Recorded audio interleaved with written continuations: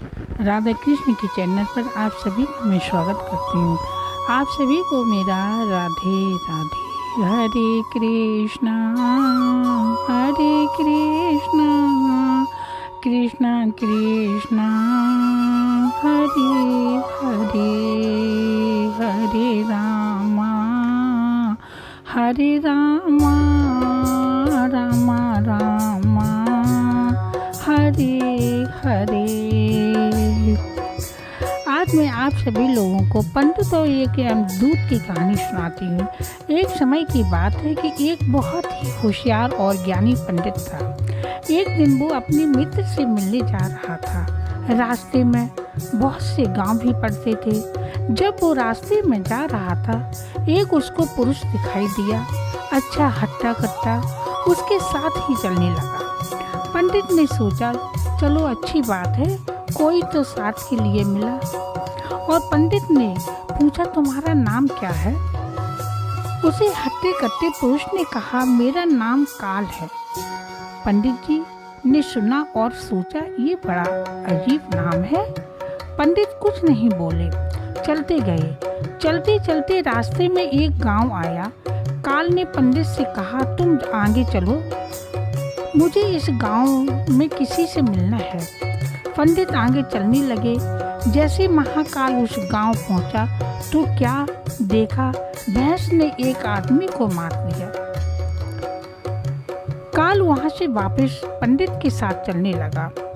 चलते चलते दोनों एक जगह पहुंचे जहां एक छोटा सा मंदिर था, साफ सुथरा, ठहरने की जगह भी थोड़ी सी थी। तो पंडित ने कहा, रात होने जा रही है, यहीं पर रात का विश्राम करते हैं और कुछ खा भी लेंगे, फिर सुबह निकलेंगे। महाकाल बोला, आप यहीं मंदिर पर रुके, मुझे इस गांव में थोड़ा किसी से काम है, वो कर लूँ, फिर आ जाएगा। लेकिन उसके जाते ही उस गांव में आग लग गई। तेजी से धुआं उठने लगा। पंडित जी ने देखा और मन में विचार किया कि ये महाकाल जहाँ भी जाता है कुछ न कुछ अनर्थ होता है, जरूर कुछ बात है। दोनों फिर आगे की ओर चल दिए। फिर एक गांव आता। महाकाल ने फिर पंडित जी से कहा, पंडित जी, इस गांव में मुझे थोड़ा काम है, आप चले, मैं आ जाऊंगा। महाकाल जाने लगा। पंडित जी आगे नहीं बढ़े, वहीं रुक गए और महाकाल को देखता रहा, कहाँ जाता है और क्या करता है। थोड़ी देर में ही चिल्लाने की आवाज़ सुनाई देने लगती और सुनने में आया कि एक आदमी मर गया, उसको सांप ने डस लिया था। थोड़ी देर में महाकाल पंडित जी के पास आ जाते हैं और पंडित जी परेशान होते हुए महाकाल से पूछने लगे, जितने गांव आए तुम सभी गांव में गए और वहां कुछ न कुछ अनर्थ हुआ, मुझे जानना है कि ये सब क्यों हो रहा है। महाकाल बोला, पंडित जी, आप बहुत ज्ञानी हैं, यही सोचकर मैं तुम्हारे साथ चलने लगा था, क्योंकि ज्ञानियों के साथ चलना अच्छा होता है। क्या आप मुझे नहीं समझे कि मैं कौन हूँ? पंडित जी बोले, मैं समझ तो गया, लेकिन पूरी तरह नहीं। आप ही अपना परिचय दे दो तो अच्छा होगा। महाकाल बोला, मैं यमदूत हूँ। यमराज की आज्ञा से जिसकी आयु पूरी हो जाती, उसके प्राण लेने आया हूँ। दूत की ये बात सुनकर पंडित जी थोड़े घबराए और महाकाल से कहा, सच में तुम यमदूत हो? तो बताओ, अगली मृत्यु किसकी है? महाकाल बोला, अगली मृत्यु तुम्हारे मित्र की है, जिससे तुम मिलने जा रहे हो। उसकी मृत्यु का कारण तुम ही होगे। ये बात सुनकर पंडित जी परेशान और हैरान हो गए। यदि महाकाल का ये यमदूत हुआ तो उसकी बात सही होगी और मेरे कारण मेरे घनिष्ठ मित्र की मृत्यु हो जाए, इससे अच्छा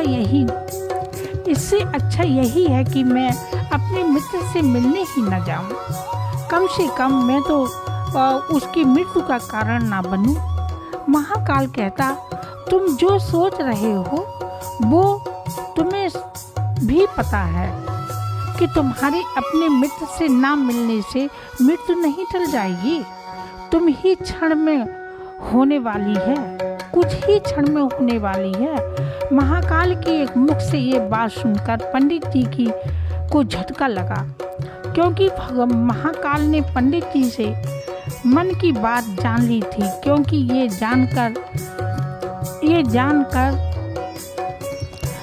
जानकर उस मनुष्य का काम नहीं था।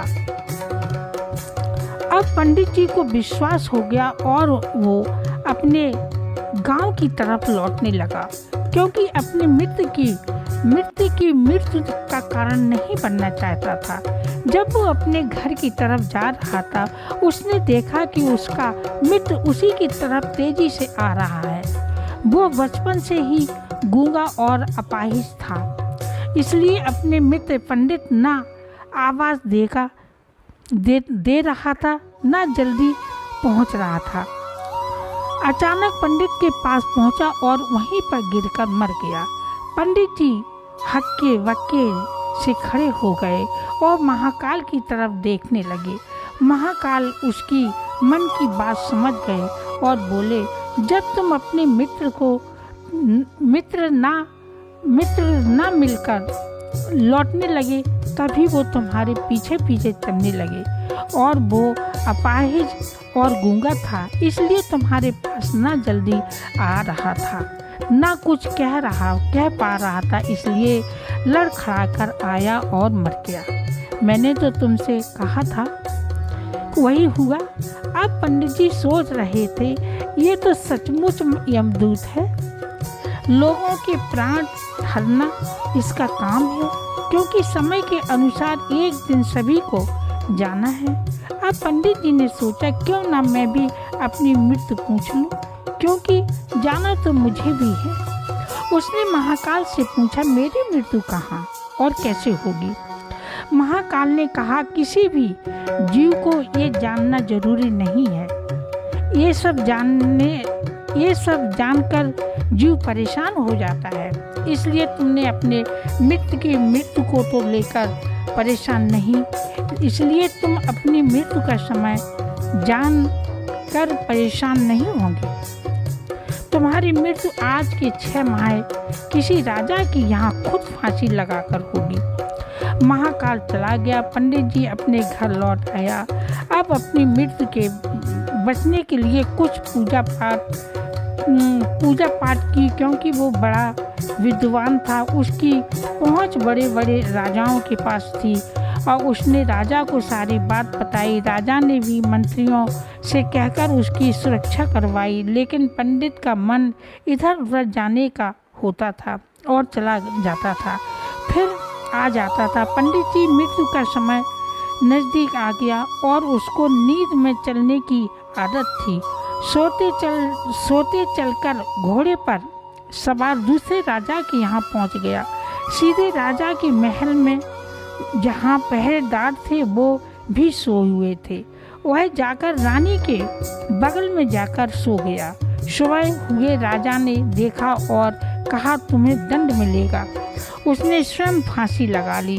कहा गया है, जो भाग्य में लिखा है वो होगा जरूर समय से होगा। हरे कृष्णा हरे राम राम राम हरे हरे, हरे कृष्णा कृष्णा कृष्णा हरे हरे, हरे राम राम राम हरे हरे, हरे कृष्णा कृष्णा कृष्णा हरे हरे हरे रामा राधा कृष्ण की